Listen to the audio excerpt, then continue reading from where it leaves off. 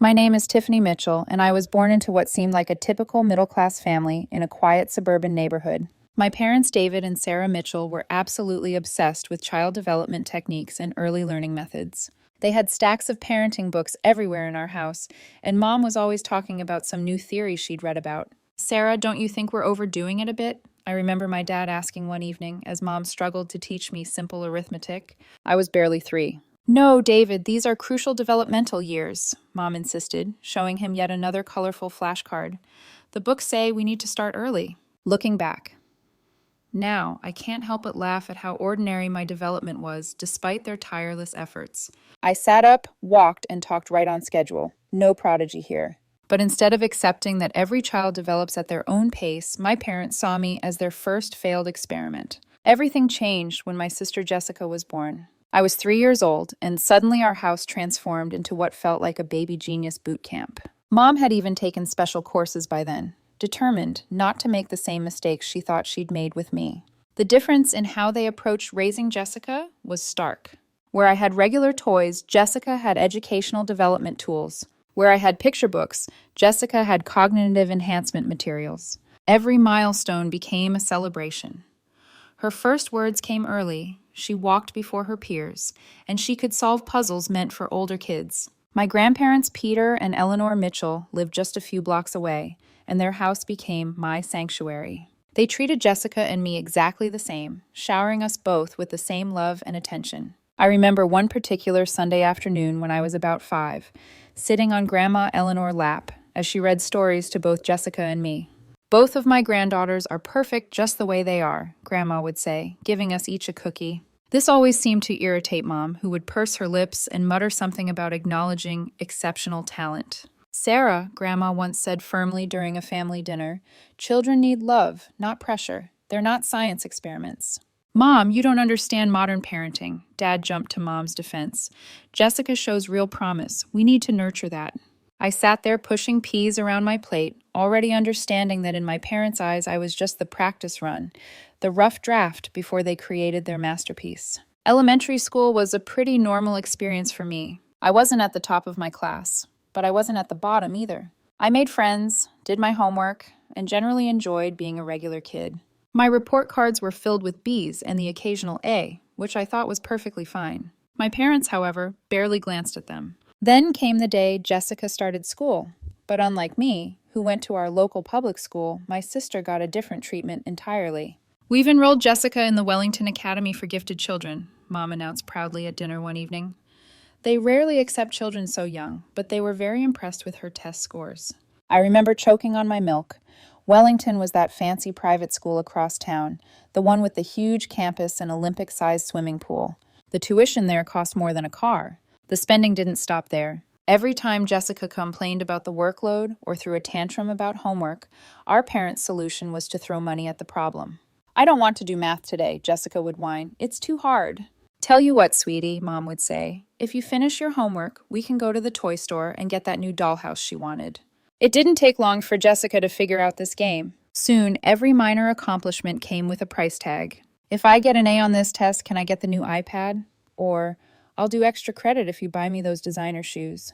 Meanwhile, I sat at our kitchen table doing my homework alone. No rewards, no special attention. Once I got the highest score in my class on a science project, a solar system model I spent weeks building.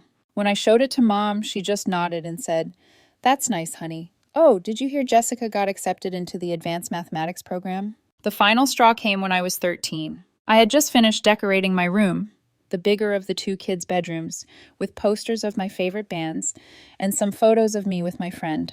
It wasn't anything fancy, but it was my space, my sanctuary. One evening, Jessica marched into the living room where our parents were watching TV. "I want Tiffany's room," she demanded, hands on her hips. "Mine is too small for all my things, and I need more space for my study area." I looked up from my book, certain our parents would shut down this ridiculous request. Instead, Mom and Dad exchanged glances. "You know, that makes sense," Dad said. "Jessica does have a lot more equipment and educational materials." "What? No," I protested. "That's my room. I've had it since I was little." But my objections fell on deaf ears. The very next day, while I was at school, they moved all my things into Jessica's smaller room. When I came home, I found Jessica already settled in my old room, her expensive desk taking up the space where my bed used to be. "This is so unfair," I shouted, tears streaming down my face. "Life isn't fair, Tiffany," Mom said dismissively. "Your sister needs the space more than you do. Don't be selfish." I slammed the door to my new smaller room and collapsed onto the bed that barely fit in the space. That night, as I stared at the unfamiliar ceiling, I realized something important. In this house, I would always come second. High school graduation was approaching, and I'd spent months researching colleges, writing applications, and dreaming about my future. I had decent grades and some good extracurricular activities on my resume. While I wasn't aiming for Harvard or Yale, I had my sights set on several solid state universities with strong business programs. That fateful family dinner started like any other. Grandma and Grandpa had come over for Mom's Sunday roast, and we were all seated around the dining room table. Jessica was bragging about her latest academic achievement, while Mom and Dad beamed at her with pride. "So, Tiffany," Grandma Eleanor turned to me with genuine interest. "Tell us about your college plans. Where are you thinking of applying?" I straightened up in my chair, excited to finally share my plans. "Well, I've been looking at State University's business program. Oh, about that." Mom cut me off mid-sentence, setting down her fork with a sharp clink against the plate. "We've been meaning to discuss this with you, Tiffany. Your father and I have decided we won't be able to help with your college tuition. We need to save all our resources for Jessica's education. She's got a real shot at the Ivy League, and that's not going to be cheap." "You can't be serious." Grandpa Peter's fork clattered onto his plate. "What about Tiffany's future?" Mom sighed, as if she were explaining something obvious to a small child. "Look, we have to be realistic here. Jessica is gifted. She has real potential. Tiffany is ordinary. She can get a job right out of high school, or maybe take some community college classes if she saves up." "How dare you?" Grandma's voice shook with anger. "How can you dismiss your own daughter like this?" "Oh, please," Dad snapped, his face reddening. "Let's not pretend here. Tiffany's never shown any exceptional abilities. Higher education would be wasted on her. We're just being practical." I couldn't take it anymore. The walls felt like they were closing in. Shoving my chair back, I ran from the table, tears already streaming down my face. Behind me, I could hear the continued argument, my parents called it logic, clashing with my grandparents' outrage. A gentle knock came at my door about 15 minutes later. "Tiffany, can I come in, sweetheart?" It was Grandma Eleanor. I didn't answer, but she came in anyway, sitting on the edge of my bed. Her warm hand started rubbing circles on my back, just like she used to do when I was little. "Your grandfather and I have made a decision," she said softly. "We're going to pay for your college education. All of it." I rolled over, wiping my eyes. "What? But that's too much money." "Nonsense," she smiled, reaching out to brush my hair from my tear-stained face. "You deserve an education just as much as anyone else. More, actually, because you've worked hard for it without any support." For the first time that evening, I felt myself smile. In that moment, something shifted inside me. I realized I didn't need my parents' approval anymore. I had people who believed in me, and more importantly, I was starting to believe in myself. College life suited me perfectly. Away from my parents' constant comparisons and criticism, I flourished in the business program. My professors praised my analytical thinking, and I discovered I had a natural talent for understanding market trends and investment strategies. Every weekend, I'd call Grandma and Grandpa to update them on my progress. I hadn't spoken to my parents since leaving for college. They hadn't tried to contact me either, which honestly made things easier. The only updates I got about them came through my grandparents, and one particular call changed everything. "You won't believe what's happening with Jessica," Grandma said one evening, her voice heavy with concern. "She's completely gone off the rails. You know she got into Princeton. Your parents wouldn't stop talking about it. But apparently once she got there, away from their constant supervision, she just stopped caring about school altogether." I listened as Grandma painted a picture of my perfect sister's dramatic fall from grace. Jessica, it seemed, had discovered parties, boys, and the thrill of doing whatever she wanted. Her carefully cultivated image as the family genius crumbled in a matter of weeks. "Your mother called me in tears yesterday," Grandma continued.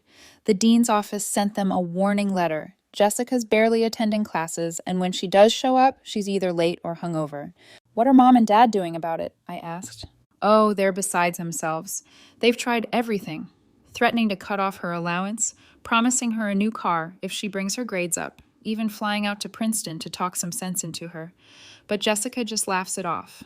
The irony wasn't lost on me. After years of giving Jessica everything she wanted, my parents had created someone who didn't know how to handle responsibility. A month later, Grandma called with an update. "Well, it finally happened," she said.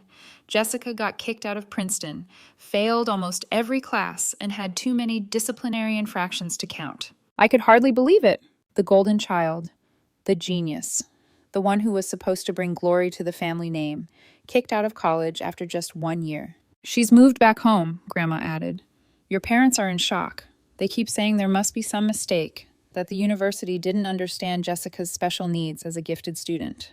Over the next few months, through my regular calls with my grandparents, I learned that Jessica had settled into a comfortable routine of doing absolutely nothing. She slept until noon, went out with different guys every night, and treated our parents' house like a hotel. "Your father tried to get her to at least look for a job," Grandpa told me during one call. "She told him that work was beneath someone of her intelligence level." I felt vindicated, and if I was honest, a little relieved. Relieved that I had escaped their suffocating expectations and found my own path. After graduation, I landed a position as a junior investment analyst at Meridian Financial, one of the most respected firms in my hometown. Grandma and Grandpa insisted I stay with them until I got settled, and I gratefully accepted. The unexpected reunion with my parents happened on a Saturday morning at Marshall's Grocery. I was comparing prices on organic tomatoes when I heard my mother's voice. "Tiffany, is that really you?" I turned to find both my parents standing there, looking older than I remembered. Mom was clutching her shopping cart like a lifeline. "We've missed you so much," Dad said, his voice unusually gentle. "Why don't you come over for dinner sometime?" Part of me wanted to decline, to remind them of how they dismissed me years ago, but curiosity won out. "Sure," I heard myself say. When the dinner came, it was surreal. The same house, the same dining room table, but everything felt different. My parents couldn't stop praising my job at Meridian. "Investment analyst at such a prestigious firm," Mom kept saying. "We're so proud of you, honey. James Wilson told me they only hire the best and brightest at Meridian." I could see Jessica's knuckles turning white around her fork. She had just quit another retail job, her third that year. Over the next few years, I worked my way up at Meridian.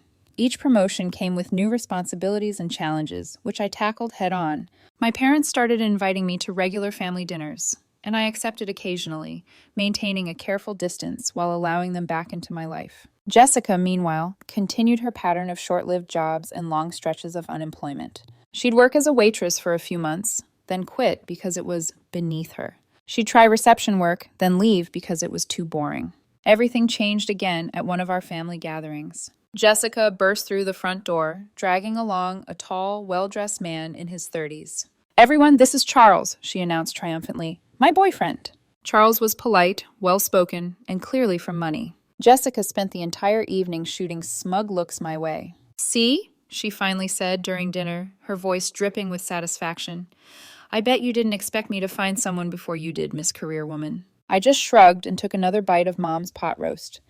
Jessica's attempt to get under my skin felt childish, especially given everything I'd achieved. My parents, however, were completely smitten with Charles. They hung on his every word about his family's real estate empire and his private school education. When he left that evening, promising to take Jessica to some fancy restaurant the following weekend, Mom pulled me aside. "Isn't it wonderful?" she whispered excitedly. "Charles comes from such a good family. They own half the commercial properties downtown. Jessica's finally found her path to success." I didn't bother pointing out that dating a rich man wasn't exactly a career achievement. Some things never changed. My big break at Meridian Financial came months later when I spotted a critical error in one of our major investment portfolios. The senior analyst had overlooked a pattern of high-risk investments that could have cost our clients millions. I stayed up 3 nights straight analyzing data and preparing a comprehensive report. "Miss Mitchell, this is remarkable," Mr. Davidson, our CEO, said during the emergency meeting I had called. "How did you catch this?" "I noticed inconsistencies in the risk assessment models," I explained, walking them through my findings. "If we redistribute these investments now, we can not only avoid losses, but potentially increase returns by 12%. My strategy worked better than anyone expected. Within 6 months, the restructured portfolio showed a 15% increase in returns. Clients were thrilled, and Meridian's reputation soared. I followed this success by developing a new investment algorithm that helped identify emerging market opportunities before our competitors. Then came the day that changed everything. I was called into this boardroom, expecting another routine meeting. Tiffany, Mr. Davidson began, smiling, we're creating a new position, investment director, and we want you to fill it. I nearly dropped my coffee cup. Investment director. That would put me in charge of all investment strategies for the firm, a massive promotion that skipped several traditional career steps. The first people I called were Grandma and Grandpa. They were beside themselves with happiness and pride. When I shared the news with my parents at our next family dinner, to my surprise, they seemed genuinely excited. This calls for a celebration, Mom declared. You must have a party. I was thinking of reserving a private room at Limon, I said, referring to an upscale restaurant downtown. I could invite the whole family and— Oh, no, no, Mom interrupted, waving her hand dismissively. You should have it here. Your father and I will help organize everything. It will be much more personal, more special. I'll invite all the relatives and order catering from that wonderful place on Oak Street. Her enthusiasm was infectious, and I found myself agreeing. Over the next week, I transferred money to my mother's account for the party expenses, and she kept me updated with cheerful phone calls about the decorations, catering, and guest list. The evening started with such promise. I arrived at my parents' house wearing my favorite black cocktail dress and a pearl necklace, a graduation gift from my grandparents. The house was beautifully decorated with fresh flowers and elegant place settings. The caterers had outdone themselves. The aroma of gourmet food filled the air. Family members were already there, mingling in small groups. My grandparents gave me warm hugs. Aunt Susan kissed my cheek. Uncle Robert patted my shoulder proudly.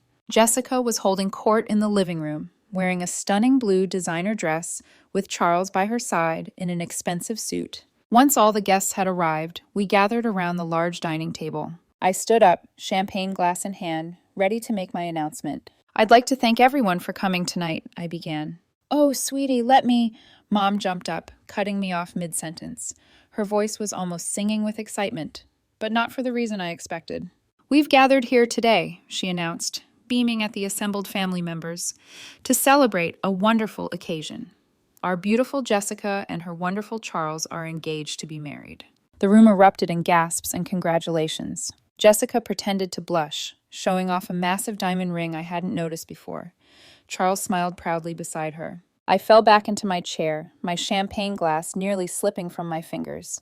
This couldn't be happening. The party I had paid for, my promotion celebration, had just been hijacked for Jessica's engagement announcement. Looking around the room, I saw nothing but genuine happiness on everyone's faces. Even my grandparents were smiling and congratulating the happy couple. That's when it hit me. None of them knew this was supposed to be my celebration. My chair scraped against the floor as I stood up, anger burning in my chest. But before I could say anything, I felt my father's iron grip on my wrist. He pulled me close, his smile never wavering for the benefit of the guests, but his words were ice cold. Don't you dare make a scene, he hissed through clenched teeth. If you ruin this for your sister, we'll cut you off completely. No inheritance, no family, nothing. Sit down and smile. I yanked my hand away. No, I said, loudly enough for everyone to hear. A hush fell over the room. Everyone needs to know the truth, I continued, my voice shaking but clear. This party was supposed to celebrate my promotion to investment director at Meridian Financial. I paid for everything. The food, the decorations, all of it. My parents took my money and turned my celebration into an engagement party for Jessica without even telling me. Gasps rippled through the crowd. Aunt Susan's hand flew to her mouth. That's not true! Mom tried to interrupt, her face flushing red. Tiffany, stop this nonsense right now. Show them the invitation, Aunt Susan, I said calmly. What does it say? Aunt Susan fumbled in her purse and pulled out the cream-colored card. It says, join us in celebrating the engagement of Jessica Mitchell and Charles Aldridge. Charles stood up slowly, his face darkening. You told me this was a family dinner where you'd announce our engagement, he said to Jessica. You never said anything about stealing your sister's celebration. Charlie, baby, let me explain. Jessica started, but he cut her off. No, I've seen enough. He turned to me. I'm sorry, Tiffany. I had no idea. Then he looked back at Jessica. This engagement is off. I won't be part of a family that treats people this way. And with that, he left, walking straight out the front door. Look what you've done, Jessica shrieked as Charles disappeared through the door. You've ruined everything. You're just jealous because I found someone and you're still alone. Jealous? I laughed, incredulous. I'm the investment director of a major financial firm. I don't need to steal someone else's party or trap a rich man into marriage to feel successful. That's enough, Dad roared, standing up so fast his chair toppled backward. You've gone too far, Tiffany.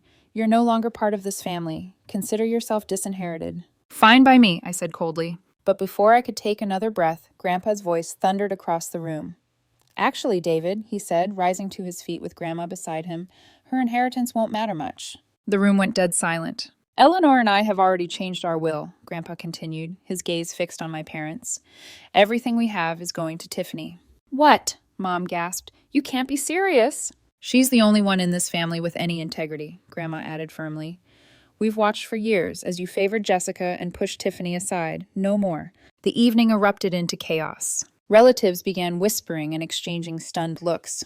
Aunt Susan quietly set down her glass and murmured something to Uncle Robert before ushering him toward the door. Jessica burst into tears and ran upstairs, sobbing hysterically. My parents stood rooted to the floor, their faces pale and blank. I picked up my purse and walked toward the front door. "Goodbye," I said, keeping my voice steady. "Don't contact me again." The room stayed utterly still as I walked out, the sound of my heels on the hardwood echoing behind me, like punctuation to a lifetime of silence. That was 3 years ago. I haven't spoken to my parents or Jessica since that night. I heard through the grapevine that Jessica still lives at home, bitter and unemployed, blaming everyone but herself for losing Charles. My parents apparently tried to reach out once or twice, but I blocked their numbers. Grandma and Grandpa, though, they remain my rocks. We have dinner together every Sunday, and they're more proud of my achievements than my parents ever were. Sometimes I think about that night, how humiliating it felt in the moment, and realize it was the best thing that could have happened. It freed me from seeking approval from people who would never give it. Last week, I was named the youngest CEO in Meridian Financial's history. When I told my grandparents, Grandma cried happy tears while Grandpa opened a bottle of champagne he'd been saving for a special occasion. "To authenticity," he toasted, "and to finding your own path." I raised my glass and smiled. For the first time in my life, I felt complete. No comparisons, no conditions, no second place. Just me, Tiffany Mitchell, standing exactly where I was meant to be.